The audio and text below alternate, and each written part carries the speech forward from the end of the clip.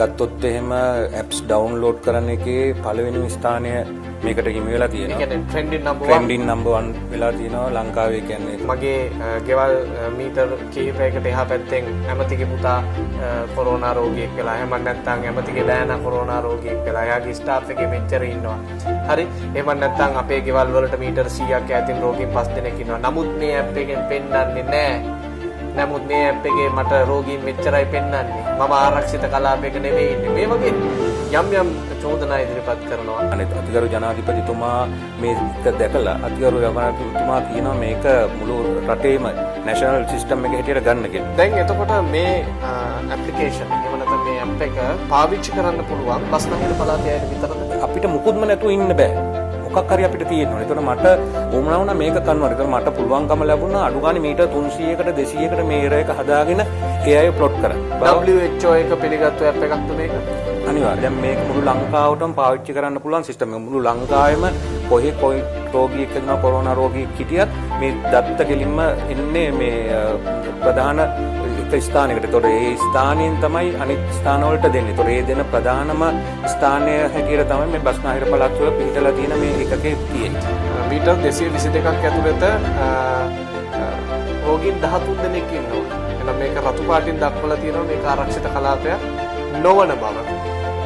කොහොමද මේ ආරක්ෂිත අනාරක්ෂිත කියන අංකය හදාගන්නේ ඔබතුමාලා?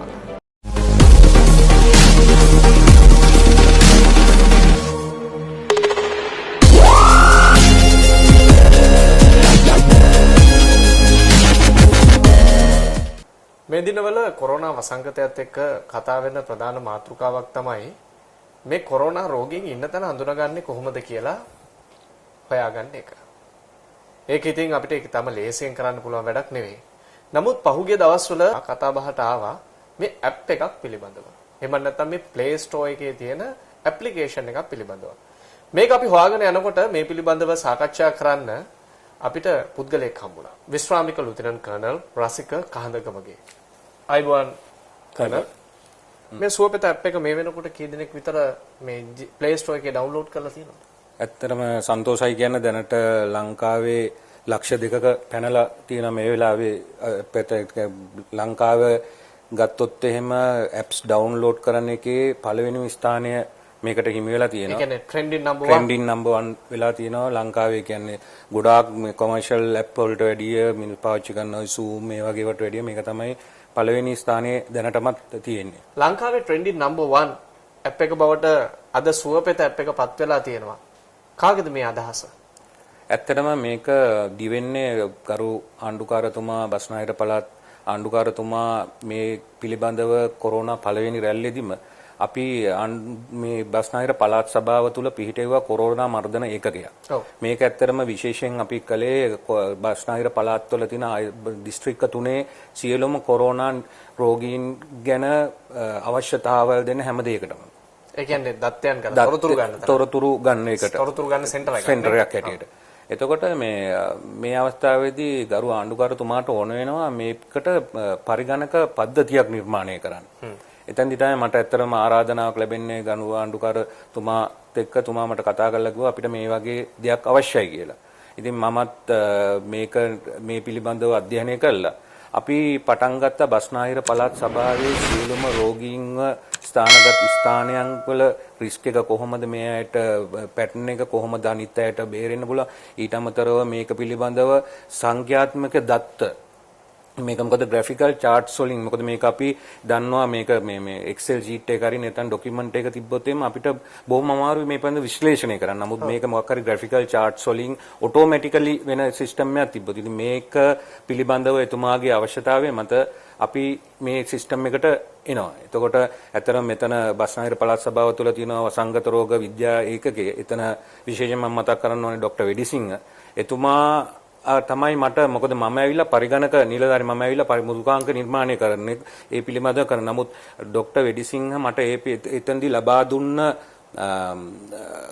ඒ මෙඩිකල් පැත්ත අන්නේ අවශ්‍යතාවල් මම එයාට ගිහින් ඇහුවා මොකද්ද අපි කරන්න ඕනේ මොකද්ද අපිට අවශ්‍ය කියන එක කිව්වට පස්සේ එයා මට දෙනවා විස්තර මෙන්න මේම තමයි. ඉතින් ඒක මම හරවනවා පරිගණක නිර්මාණය තුළ මේ විදිහට තමයි අපි පළවෙනි රැල්ලේදී මේක ඉන්නේ.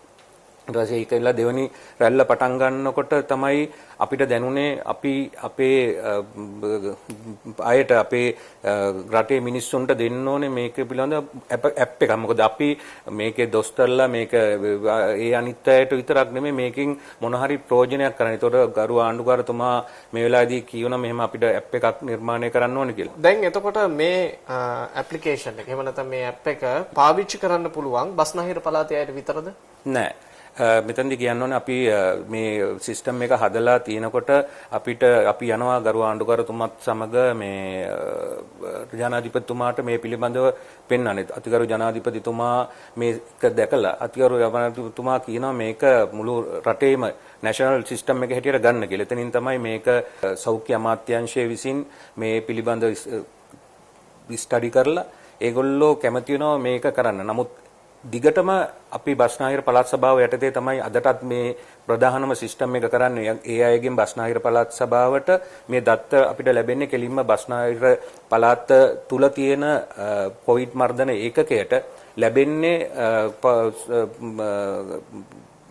වසංගත විද්‍යා ඒකකයේ මගින් තමයි අපිට මේ ඩේටා ලබා දෙන්නේ. මේ ගන්න ඩේටා අපිට අපේ සිස්ටම් එකට දාගෙන අපි මේ සිස්ටම් එකෙන් තමයි මේ මොබයිල් ඇප් එකට අවශ්‍ය දත්ත අපි කිසිම කෙනෙක්ගේ පුද්ගලික ස්ථානයක් ගන්න නැහැ. නමුත් ඒක අපි වෙනම සිස්ටම් එකකින් වෙනම විදියකින් දත්ත විතරක් මේ පාරිභෝගයෙන් ලැබෙන. මේක ලංකාවේ හැම පැත්තටම මොකද මේක නැෂනල් සිස්ටම් එකක් නිසා දැන් මේක මුළු ලංකාවටම පාවිච්චි කරන්න පුළුවන් සිස්ටම් එකක්. මුළු ලංකාවෙම කොහේ කොයි රෝගියෙක් හදුනා කොරෝනා රෝගියෙක් හිටියත් මේ දත්ත කෙලින්ම එන්නේ මේ ප්‍රධාන එක ස්ථානයකට. ඒතොර ඒ ස්ථානයෙන් තමයි අනිත් ස්ථානවලට දෙන්නේ. ඒතොර ඒ දෙන ප්‍රධානම ස්ථානය හැටියට තමයි මේ බස්නාහිර පළාත් වල පිහිටලා තියෙන මේ ඒකකේ තියෙන්නේ. ඔව් එතකොට මම දැක්කා දැන් මේ ඇප් එක පාවිච්චි කරන සමහර අයගේ චෝදනාවක් තියෙනවා මගේ අල්ලපු ගෙදර කොරෝනා රෝගියෙක් ඉන්නවා. එහෙම නැත්නම් මගේ ගෙවල් මීටර් කිහිපයකට එහා පැත්තෙන් ඇමතිගේ පුතා කොරෝනා රෝගියෙක් වෙලා. එහෙම නැත්නම් ඇමතිගේ බෑනා කොරෝනා රෝගියෙක් වෙලා. එයාගේ ස්ටාෆ් එකේ මෙච්චර ඉන්නවා. හරි එහෙම නැත්නම් අපේ ගෙවල් වලට මීටර් 100ක් ඈතින් රෝගීන් 5 දෙනෙක් ඉන්නවා. නමුත් මේ ඇප් එකෙන් පෙන්වන්නේ නැහැ. නමුත් මේ ඇප් එකේ මට රෝගීන් මෙච්චරයි පෙන්වන්නේ. මම ආරක්ෂිත කලාපයක නෙවෙයි ඉන්නේ. මේ වගේ යම් චෝදනා ඉදිරිපත් කරනවා. ඔබට මොකද්ද දෙන්න තියෙන උත්තරය කර්නල් ඒ සම්බන්ධයෙන්? ඇත්තටම මම ස්තුතිවන්ත වෙනවා ඒ වගේ ප්‍රශ්නයක් මගෙන් ඇසින්. මොකද මේක අපේ ඇප් එක තුර අපින් අහපු ප්‍රශ්නවල ගොඩාක් දෙනා මම ගොඩාක් ප්‍රශ්නවල මේ පිළිබඳව Facebook ගිණුමක් ඕපන් කරලා මේ පිළිබඳව සියලුම දෙනාම දැනුවත් කළා. මම මේකේ ප්‍රොසෙස් එක පොඩ්ඩක් කියන්න. ඒ කියන්නේ කොරෝනා ලෙඩෙක් හැදුනට පස්සේ එයාව ඉස්සල්ලාම අඳුනා ගන්න එයා එක්ක හොස්පිටල් එකට ගිහිල්ලා PCR ටෙස්ට් එකක් කරනවා නැත්නම් PHI මාර්ගයෙන්. එතකොට මේ දත්ත එන්න ඕනේ MOH එකට. එතකොට MOH එකෙන් ඇවිල්ලා තමයි මේක එන්නේ මේ වසංගත විද්‍යා ඒකකෙට. එතකොට එතනද මේ data එන්නේ ඔක්කොම මැනුවලි. ඒ කියන්නේ සමහර වෙලාවට කොළවල ටයිප් කරලා එතකොට මේ දත්ත එතනින් තමයි කම්පියුටර් වලට දාලා Excel sheets වලට හදලා මේක දත්තක බඩාවක් බවට පත් කරන්නේ. නමුත් මේවැදී තියෙන්නේ හැම කෙනෙකුගේම ඇඩ්‍රස් එකක්. එතකොට අපි දන්නවා දැන් අපිට කෙනෙක්ගේ ලොකේෂන් එකක් ගන්න ඕන අපි පාවිච්චි කරන්න ඕන GPS තාක්ෂණය. එතකොට GPS එක මොබයිල් එක මොන හරි. නමුත් මේ අපේ වගේ රටක මේ වගේ සිටුේෂන් එකක අපිට හැම ලෙඩෙක් ගාවටම ගිහිල්ලා GPS එකක් පාවිච්චි කරලා එයාගේ ඉන්න ලොකේෂන් එක ගන්න බෑ. මේක ලෝකෙම තියෙන ලොකුම ප්‍රශ්නයක්. ඉතින් ඒකට විසඳුමක් හොයන්ගෙන යද්දි තමයි මට මේක ලැබෙන්නේ. එතකොට මේක ඇත්තට මම ඇවිල්ලා මගේ විශේෂත්වය තමයි මම GIS කියන සබ්ජෙක්ට් එක මේ තමයි මගේ තියෙන්නේ. එතකොට මේකේ අපි ටෙක්නික්ස් වගේ තියෙනවා පාවිච්චි කරන. මම ජියෝ රෙෆරන්ස් කරනකොට මේ අයගේ ඇඩ්‍රස් ගෲප් එක මේ අයගේ ලිපිණය තමයි මේකට ගන්නෙ. එතකොට මේක ඇමරිකාව වගේ රටවල් වලට ගියොත් එම හැම ඇඩ්‍රස් එකකටම හරිම ලොකේෂන් එකක් තියෙනවා. නමුත් ලංකාවේ අපි කොළඹින් පිටට විතර යද්දී සමහරවිට එයාගේ මුල් නමයි ගමේ නමයි පමණයි තියෙන්නේ. එතකොට මේක කෝඩින් කරන්න අමාරුයි. නමුත් අපි ග්‍රාම සේවක කොට මේකට ගොඩාක් මේක සිස්ටම්ස් 3-4ක වෙරිෆිකේෂන් එකක්. මැනුවල් එකක් ඔටෝමැටිකලි 3ක් වලින් පස්සේ තමයි මගේ සිස්ටම් එකට එන්නේ. එතකොට මේක කන්වර්ට් කරනකොට සමහරවිට මීටර් 300-400 කෙරේ එකක් එන්න පුළුවන්. නමුත් මගේ තියෙන අවශ්‍යතාවය තමයි මේ සිස්ටම් එකට අපිට මුකුත්ම නැතුව ඉන්න බෑ. මොකක් හරි අපිට තියෙන්න ඕනේ. ඒතකොට මට ඕමනා වුණා මේක කන්වර්ට්. ඒතකොට මට පුළුවන්කම ලැබුණා අඩු ගානේ මීටර් 300කට 200කට මේ එරර් එක හදාගෙන ඒ අය ප්ලොට් කරන්න. එතකොට මෙතනදි තව එකක් වෙනවා මේ data නැති එක. එතකොට එකක් එතනදි data වල පොඩි එහෙම වෙන්න පුළුවන්. data නැති එක කියන එක ඔබ අදහස් කරන්නේ app එක දක්වා එන data කොහෙන් හරි block වෙලාද තියෙන්නේ? එහෙම නැත්නම් data ලැබෙන්නේ නැද්ද?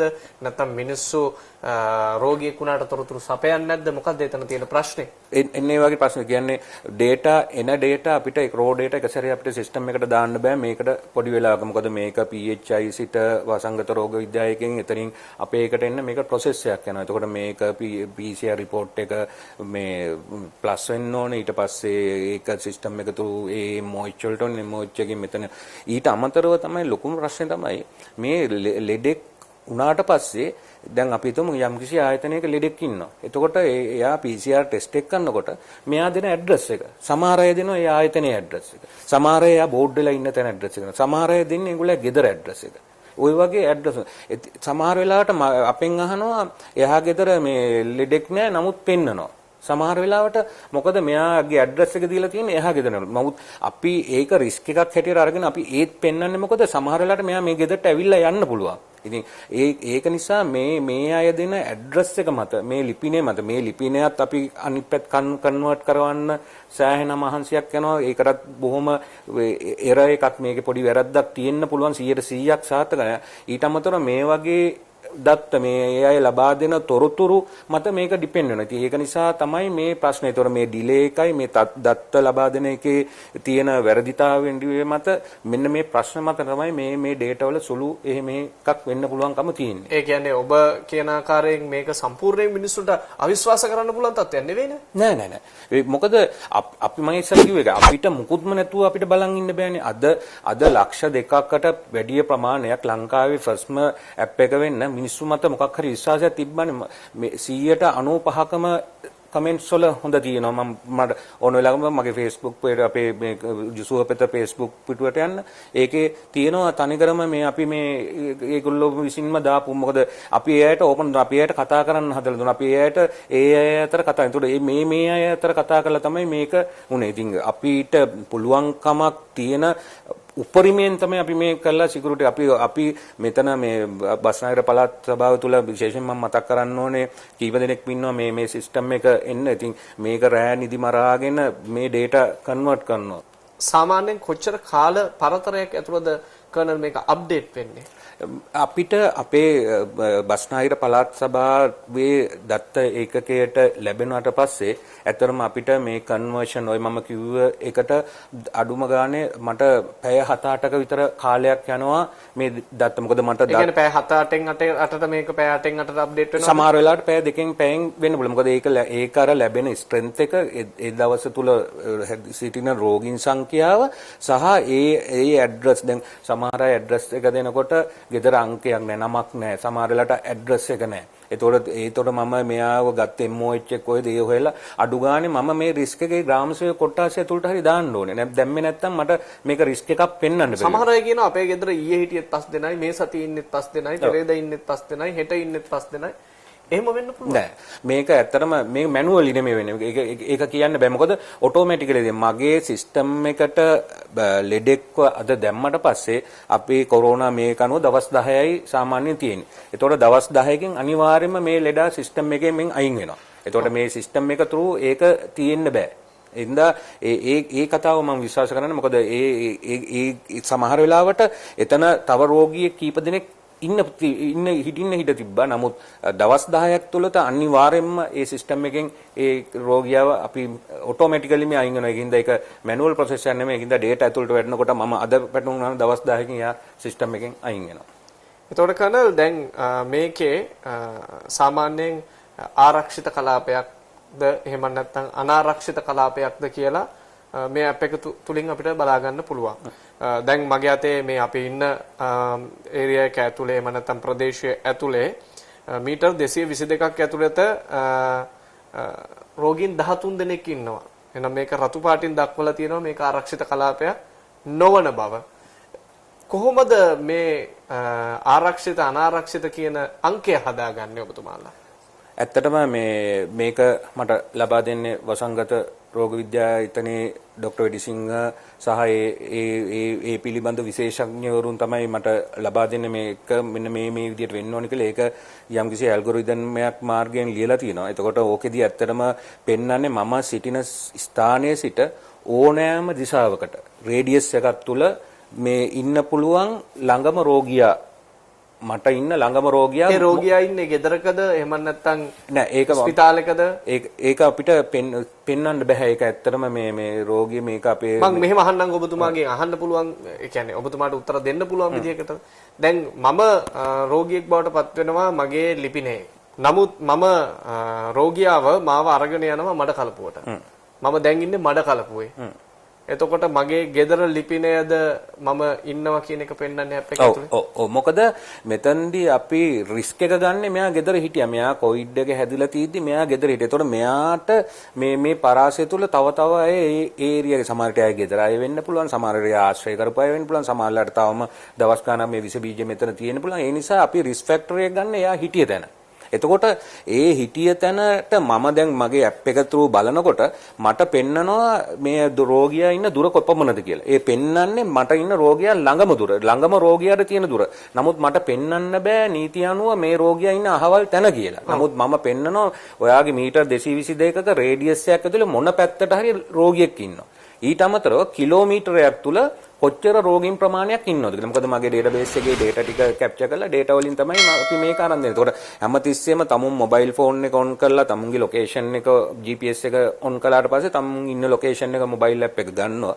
ලබා ගත්තට පස්සේ ලබා දෙනවා මේ රේඩියස් එකක් තුල කොච්චරක් ලෙඩු ඉන්නවද. ඒකට ඒක අර කැල්කියුලේෂන් මත අපි පෙන්නනවා ඔයා ඉන්නේ හයි රිස්ක් ඒරියා එකක. ඉඳ ඔයා පරිස්සම් වෙන්න ඕනේ. ඒ ඉඳ මොනවාද මේ ඔයා ගමනක් යනකොට මෙන්න මේ නෝම්ස් මෙන්න මේවා පාවිච්චි කරන්න. මේ හැම දෙයක්ම හැමතිස්සෙම අපි මේගොල්ලොන්ට මතක් කරනවා පරිස්සම් වෙන්න කියලා. ඉතින් ඒක තමයි ඉතින් මේක ජනප්‍රිය වෙන්න හේතු වුණේ ওই හේතුව. මොකද යා කවුරු හරි කෙනෙක් තව ගමනක් යන්න හදනවනම් එයා ඒ යන තැන බලන්න පුළුවන්. මෙතන ඇප් එකෙන් බලන්න පුළුවන් මං මහරගම ඉන්නේ මං අද යන්න අවිස්සාවේල. ඉතින් මට පුළුවන් මම අවිස්සාවේලේ මං යන තැන කොහේ වගේ තත්ත්වයක්ද තියෙන්නේ කියලා බලන්න. ඉතින් එතකොට එයා එතන ගිහිල්ලා පරිස්සම් වෙන්න එයාට පුළුවන්. නමුත් මට මේ කිසිම දෙයක් නැත්තම් මං කොහොමද මේක දැනගන්නේ? නමුත් මේක මගින් ඒක ඒ පිළිබඳව දැනගන්න පුළුවන්. තමුන්ට යන්න ඉස්සෙල්ලා ප්ලෑන් කරන්න පුළුවන්. මං යන්නේ මේ වගේ රිස්ක් එකක් තියෙන ඒරියා එක. මං මේ වගේ ගමනක් යන්නේ. එතකොට මට මගදී වුණත් බලන්න පුළුවන් මං මේ දැන් හිටන් ඉන්න තැන තත්ත්වය කොහොමද කියලා. ඉතින් මේ දත්ත දෙන්න අපි මේ පිටපස්සින් කරන ලොකු සටනක් කරනවා. මේ රෑ දවල් නිදගෙන මොකද මේ data අපි තප්පරයක්වත් තියන් ඉන්න කැමති නැහැ. මොකද අපිට ඕනේ මේක අප්ඩේට් කරන්න. මොකද මේක අප්ඩේට් වුණොත් තමයි මගේ ජනතාව අපේ ජනතාව රැකෙන්නේ. ඉතින් ඒක නිසා තමයි අපි හැමතිස්සෙම මේක පුළුවන් තරමක් අප්ඩේට් කරන්නේ.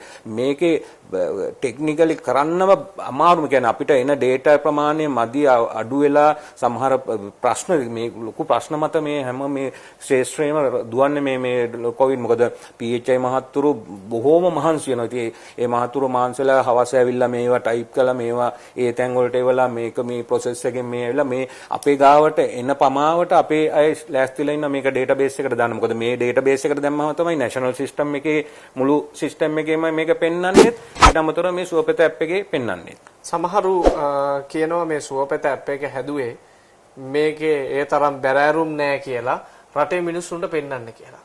එහෙම අදහසක් මේක ඇතුලේ තිබ්බද? නෑ. මේකේ කිසිම බොරු විස්තර කිසිම දෙයක් නෑ. ඒ කියන්නේ දේශපාලනික අරමුණක් මේක ඇතුලේ නෑනේ. කිසිම දෙයක් නෑ. මේක අපිට මේකෙන් මේ එහෙම දේශපාලන කරන දෙයක් නෑනේ. මේක ඇවිල්ලා අපේ ජනාධිපතිතුමාගේ උපදේශ මත බස්නාහිර පළාත් සභා ආණ්ඩුකාරතුමා ලබා දුන්න මඟ පෙන්වීම යටතේ මේක නිකන් ෆ්‍රී. මේකට ගොඩාක් වියදමක් දරනවා. ඉතින් මේ වියදම් ඔක්කොම දරාගෙන මේක මේ බස්නාහිර පළාතෙන් රටටම දුන්න දායාදයක්. කවුද කරන්නේ මේකට ෆන් කරන්නේ?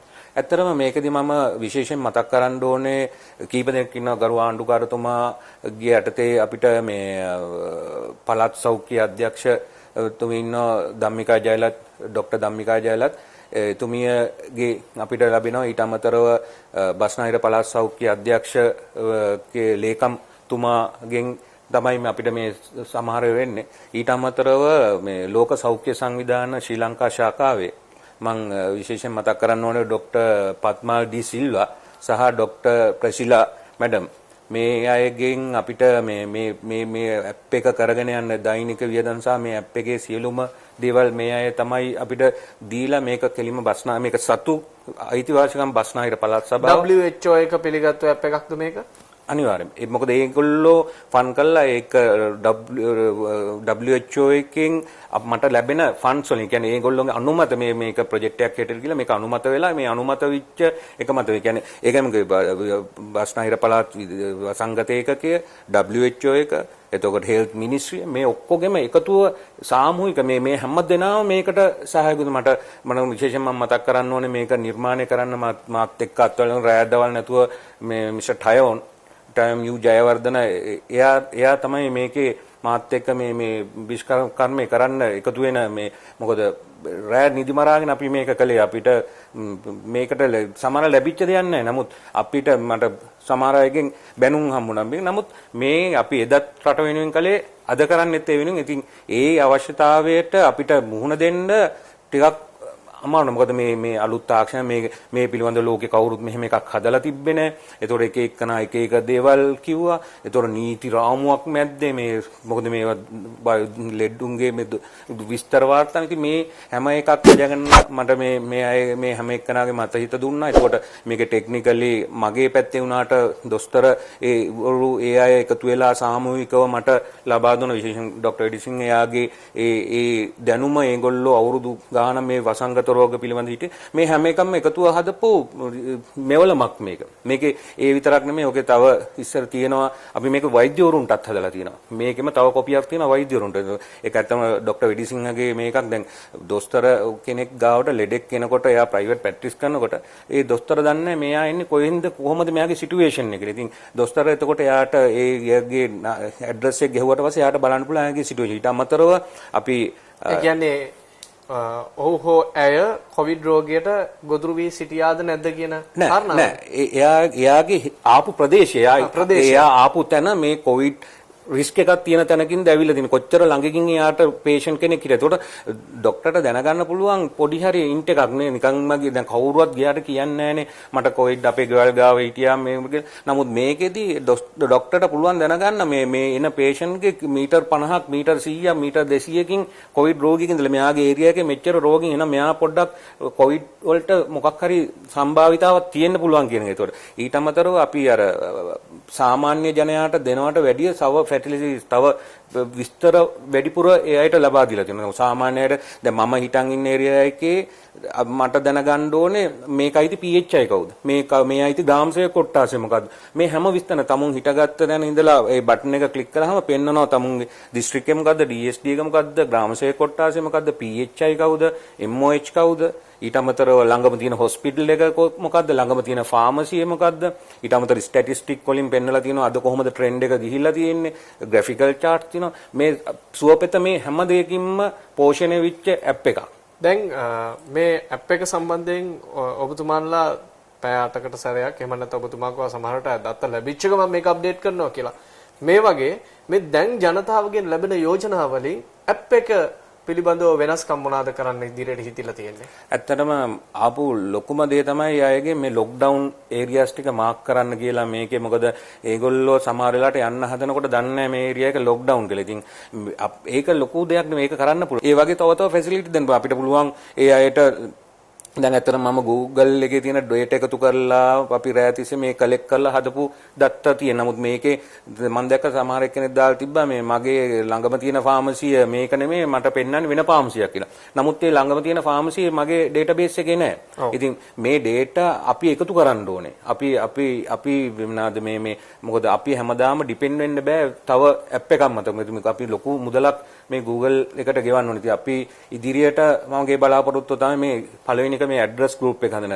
අඩු ගානේ අපි මේ ලක්ෂ 2 ඉන්න අය තමුන්ගේ ඒරියා එකේ දන්නේ නැති ගම්මාන 10ක් මේක එකතු කරලා දුන්නා නම් අපේ රටේ ඩේටාබේස් එකක් හැදෙනවා. එතකොට අපිට ඉස්සරහට මේ ඇඩ්‍රස් ටික හදාන අපේ ෆාමසිස් ටික, හොස්පිටල් ටික, ක්ලිනික් තව ආයුර්වේද මේ වගේ ඩේටාබේස් එක ස්ට්‍රෝං කරන තරමට මට තව දේවල් මේකේ ඇතුලෙන් දෙන්න පුළුවන්. මොකද මේ ඇප් එක එක්ක ලින්ක් වෙනවා ඩෙන්ගි.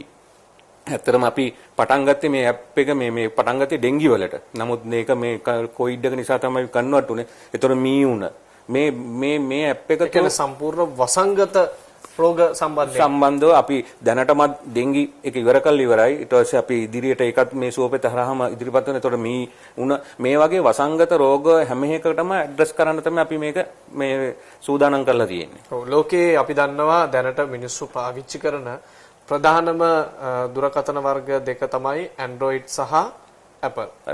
කවද්ද මේක Apple එකට එන්නේ? දැන්ටමත් ඇත්තටම මට සන්තෝෂයි කියන්න මේ අපි සති ගානක් මොකද iOS එකත් එක්ක Apple එකත් එක්ක පොඩ්ඩක් මේ ගනුදෙනු කරද්දී ලීගලි ගොඩාක් ඒගොල්ලෝ බලන වැඩි ටෆ් ඒගොල්ලෝ. ඉතින් ඒගොල්ලොන්ට අවශ්‍ය ડોකියුමන්ට්ස් ටික සබ්මිට් කළා. ඊයේ මට ඒගොල්ලෝ එහෙම රින් කරගෙන වෙයිලා මාව ඉන්ටර්වයුව කළා මේ ඇප් එක පිළිබඳ ඒගොල්ලොත් විස්තර හෙවුවා. මොකද මේ කොවිඩ් මේවා ගැන ලොකු කන්සර්න් ඒගොල්ලෝ මේක. ඒක නිසා මට බලාපොරොත්තු වෙනවා තව ඊළඟ සතිය වෙද්දී මොකද මම අපි iOS එක හදලා ඔක්කොම කරලා ඉවරයි. මේ ඩිප්ලොයි කරගන්න මේ ස්ටෝර් එකට දාගන්න එක තමයි අපිට මේ ඩිලේ එක වෙලා තියෙන්නේ. ඒක මම හිතන්නේ තව සතියක් යනකොට මට අනිවාර්යයෙන්ම මේ Apple එකත් රිලීස් කරන්න පුළුවන් වෙයි. ලෝකේ පාවිච්චි කරන තාක්ෂණයක් තමයි මේ ෆෝන් එක ට්‍රැක් කරලා මේ රෝගීන් හඳුනා ගැනීම සහ එහෙම නැත්නම් රෝගීන් ලොකේෂන් එක වෙනස් කරනකොට ඒ ඇලර්ට් එකක් සාමාන්‍යයෙන් මැසේජ් එකක් ඒ අදාළ සෞඛ්‍ය අංශ වෙත ලැබෙන්න සලස්වන එක. ඔබලාගේ මේ ඇප් එක මගින් ඒ වගේ තාක්ෂණයක් භාවිතා කරනවද නැත්නම් මේ දැන් ඔබ කිව්වා ඇඩ්‍රස් වලට තමයි අපි මේක අප්ඩේට් කරන්න කියලා. එතකොට ඉදිරියේදීත් බලාපොරොත්තු වෙනවද මේ තාක්ෂණයට යන්න? ඇත්තටම දැනට මම කියනවානේ අපි කිසිම කෙනෙක්ව මේ ඇප් එක through මේක බාගත කරගත්ත මේක ඩවුන්ලෝඩ් කරගත්ත යූස් කරන යූසර්ස්ලවත් එහෙම නැත්නම් කොවිඩ් හැදිච්ච රෝගියෙකුවත් අපි ට්‍රැක් කරන්නේ නැහැ කිසිම වෙලාවක. එතකොට අර මේ ඇප් එක ඩවුන්ලෝඩ් කරලා මේක අපි රෙජිස්ටර් වෙනකොට අපේ නෑ මේකේ කිසිම එතකොට ඒ රෙජිස්ටර් වීම හරහා පෞද්ගලිකව තොරතුරු මේ ආයතනයට හෝ එහෙම නැත්නම් මේ ඇප් එක හරහා ඩවුන්ලෝඩ් වෙන්නේ නැහැ කියලා ඔබතුමා විශ්වාස කරනවා? මොකද අපි කිසිම පුද්ගල අපි යාව ලොගින් එකක් මේ ඇප් එකේ අපි ඇත්තටම මේක Play Store එකේ මේකේ අප්ඩේට්ස් යවනෝනේ යාට Google account එකක් තිබියතු ඕනම Android phone එක පාවිච්චි කරනකොට ඒතකොට අපි මේගොල්ලෝට දුන්නෙත් ඒ Google account එකෙන් තමයි එයා ලොග් වෙන්න ඕනේ. අපි කිසිම වෙලාවක කිසිම කෙනෙක්ගේ 100ට 500ක් විශ්වාසයි. මොකද ඒක මේ ඇප් එක ඩවුන්ලෝඩ් කරපු ලක්ෂ 2 ඩේටාබේස් එකක් අපි ළඟ නැහැ. කිසිම දෙයක් නැහැ. මොකද අපිට ඒක තියාගන්න අවශ්‍යයි. මොකද මේ පිළිබඳව අපි ඉක්ට ආයතන අපේ මොනවාද මෙහෙත් කතා කරලා අපි ඒකේ අපි ඇත්තට මේ ඩේටා තියෙන්නේ එතන ආයතනයේ තමයි තියෙන්නේ. අපි අපේ සර්වර් එකකවත් නෙමෙයි. ඒතොර මේ දත්ත පිළිබඳව අපි ගොඩක් කන්සර්න්. මොකද මේවා මේ පුද්ගලික තියෙනින්ද තමයි අපි මුල ඉඳලම කවදාකවත් කාගේවත් විස්තර වාර්තාව කිසිම දෙයක් අපි මේක තුල එකතු කරලා නැහැ. මොකද ඒක ඇත්තටම මේ අවස්ථාවේදී එහෙම අවශ්‍යතාවයකුත් නැහැ අපිට මොකද මේක හුදෙක්ම මේ අපේ ඉන්න රටේ ජනතාව වෙනුවෙන් ලබා දුන්න ෆ්‍රී ලබා දෙන ඇප් එකක් පමණයි. මේක තාක්ෂණික දැනුමක් එක්ක කරන වැඩක්නේ කන. එතකොට දැන් මේ සංකල්පයේ බස්නාහිර පළාත ආණ්ඩුකාරතුමා හරහා ගොඩනගෙනවා. ඔබතුමා කියන පරිදි බස්නාහිර පළාත් සභාව මේකට උපදේශකත්වය දෙනවා. තාක්ෂණික දැනුම ඔබතුමා වටා එකතු කරගන්නේ කොයි විදිහටද? ඇත්තටම මම මෙතනදී විශේෂයෙන් මතක් කර යුතු කීප දෙනෙක් ඉන්නවා මේ තාක්ෂණය මේ ඇප් එක හදනකොට අපිට මේක WHO එකත් එක්ක එකතු වෙලා මේක G-Sentry කියලා මේ කම්පැනි එකක් තමයි අපි එකතු වෙන්නේ. ඒතකොට මේ අයගේ දායකත්වය තමයි එතන. ඒතකොට විශේෂයෙන්ම මිස්ටර් ටයොන් යු ජයවර්ධන එයා තමයි මාත් එක්ක මේ ඇප් එකේ ඉන්නේ. ඊට අමතරව මට මේකට සපෝට් එක දෙනවා සෙලාටා ප්‍රයිවට් ලිමිටඩ් ඒ කම්පැනියේ ડોક્ટર තිරාන් ඩි සිල්වා. ඒ අයගේ එකතුව තමයි මට මේ කියන්නේ මේකට මුදලක්වත් දන්නේ නැතුව මේ අවශ්‍ය රැය දවල් නැතුව ඒ අයගේ තාක්ෂණික මේ වගේ මට ගොඩක් අය ඉන්නවා. මට ඒ අයව එකතු කරගෙන තමයි අපි මේ ටීම් එකක් හැටියට තමයි මේ ගමන යන්න පටන් ගත්තේ. අදටත් මට ඒ අය හැමෝගෙම උදව්ව ලැබෙනවා. නැත්තම් මේ උදව්ව නැත්තම් මට මේක කරා යන්න බෑ. ඉතින් ඉදිරියටත් අපි එකම ටීම් එකක් ඒ විදිහට මේ වැඩේ කරගෙන යනවා. අපි කියන්නේ trending number 1 application එක බවට මේ app එක පත් වෙලා තියෙනවා. මේ app එක පාවිච්චි කරන සාමාන්‍ය ජනතාවට ඔබතුමාට අවසාන වශයෙන් දෙන්න තියෙන උපදේශ මොකක්ද? ඇත්තටම මට කියන්න තියෙන්නේ මේ අපි මේ සුවපෙත ඇප් එක හැදුවේ කිසිම යටි අරමුණක් නැතුව මේක ලබා දෙන නොමිලේ ලබා දෙන රත්තරන් වගේ වටින ඇප් එකක්. මොකද මේක මට කියන්න බෑ මේක ලෝකේ කොහෙවත් නැහැ. මොකද ලෝකේ කොයිවත් නැහැ කියන්නේ මේ වගේ database එකක් එකතු වෙලා මේ වගේ app එකක් හැදුන්නේ හැමෝම හැදුවේ හැදිච්ච එක්කනා track කරන්න හැදිච්ච එක්කනා යන්න තැන කොහෙද බලන්න එයා ඇතුළට ගියාද නැද්ද බලන්න නමුත් අපි වෙනමම කතාවක් මේ කතා කරන්නේ අපි කතා කරන්නේ හැදෙන්න ඉස්සෙල්ලා එයාව ආරක්ෂා කරන්න විශ්වාසයෙන් බාගත කරපු කෙනෙකුට මේ app එක පාවිච්චි කිරීමේදී යම් අවිශ්වාසයක් ඇති වුණා නම් ඒ අවිශ්වාසය දුරු කරන්න ඔබතුමාට මොන වගේ දෙයක්ද කියන්න පුළුවන් ඇත්තටම මම ඒ හැම කෙනෙකුටම මට කතා කරපු හැම කෙනෙකුටම මම හැම අවස්ථාවකදීම දුරකථනයෙන් කතා කළා. ඒතොර ඒ හැම කෙනෙක්ම මට බැනපෝයත් හිටියා. බුරු කියන්න ඕනේ. ඉතින් ඒ හැම කෙනෙකුටම මම හැමතිස්සෙම කිව්වේ මේක මත විශ්වාසය තබන්න. මොකද අපිට වෙන දෙයක් නැහැ. මේකේ සමහර data අඩු වෙන්න පුළුවන්. නමුත් 100%ක් අඩු නැහැ. 75ක් 80ක් මේකේ accurate data තියෙනවා. ඉතින් අපි නිකම්ම කිසිම දෙයක් නැතුව එළියට බහිනවද අපි මේක බලලා අඩු ගානේ පොඩි හරි ආරක්ෂාවක් වෙනවා ඒකට අපි කියනවා යම් අදහසක් ගන්න පුළුවන් ඉතින් මේ ඇප් එක පාවිච්චි කළා අපිට බැන්නට කමක් නැහැ නමුත් ආරක්ෂා වෙන්න එච්චරයි මේකේ පුළුවන් තරම මේ ඇප් එක දන්න කියන තමුන්ගේ යාළු මිත්‍ර හිතාදීන් තරහකාරයන්ට රෙකමන්නේ මේ අවස්ථාවේදී හැමෝම මොකද අපි හැමෝම ජීවත් වුණොත් තමයි හෙට රටක් තියෙන්නේ ලෝකයක් තියෙන්නේ. ඉතින් ඒක නිසා අපි මේකට පුළුවන් තරම් තව අප්ඩේට්ස් තව දෙන්න පුළුවන් සාහන තව දෙන්න පුළුවන් දේවල් මැසේජ් මගින් අපි ඔටෝමේට් කරලා තියෙනවා ඇලර්ට්ස් දෙන්න මේ පුළුවන් තරමක් දේවල් අපි දීලා ඔබලව ආරක්ෂා කරන්න තමයි බලන්න. ඉතින් මේක ගරු ආණ්ඩුකාරතුමාට ඇත්තටම ස්තුතිවන්ත වෙනවා මේ අවස්ථාවේදී අවසාන වශයෙන් මම සහ මේ බස්නාහිර පළාත් සෞඛ්‍ය සංවිධාන ලේකම් එතකොට බස්නාහිර පළාතේ වසංගත රෝග ඒකකේ ධම්මිකා ජයලත් මහත් ડોક્ટર ධම්මිකා ජයලත් මැතිණිය එතුමා එතකොට ඊටම WHO එක මේ ඔක්කොගෙම එකතුව ක්‍රීම් එකක් තමයි මේ ඇප් එකේ අන්තිම සුවපෙත කියලා නමකින් එළියට ආවේ. ඔව් අපි දන්නවා බොහොම සත්භාවයෙන් ඊ타ත්ම විශ්වාසයෙන් සහ ජනතාවගේ ආරක්ෂාව වෙනුවෙන් මේ වසංගත අවස්ථාවේ නිර්මාණය වෙච්ච සුවපෙත කියන ඇප් එක පිළිබඳව තමයි අපි අද සාකච්ඡා කරේ. ඒ නිසා ඔවුන්ගේ අදහසට අනුව ඔබ ජීවත් වන ප්‍රදේශය ආරක්ෂිත කලාපයක්ද නැද්ද යන්න යම් අදහසක් ලබා ගැනීමටත් ඔබේ ආරක්ෂාව වෙනුනොත් නිර්මාණය වෙච්ච ඇප් එකක්. අපි බෙහෙවින්ම ස්තුතිවන්ත වෙනවා මේ සම්බන්ධයෙන් සාකච්ඡා කිරීමට අපිත් එක්ක එකතු වීම සම්බන්ධයෙන් විශ්‍රාමික ලුතිනන්ට් කර්නල් රසික කහඳගමගේ මැතිතුමාට බස්නාහිර පළාත් සභාව වෙනුවෙන් අපි සමග සාකච්ඡා කිරීම සම්බන්ධයෙන්. අයබෝන්.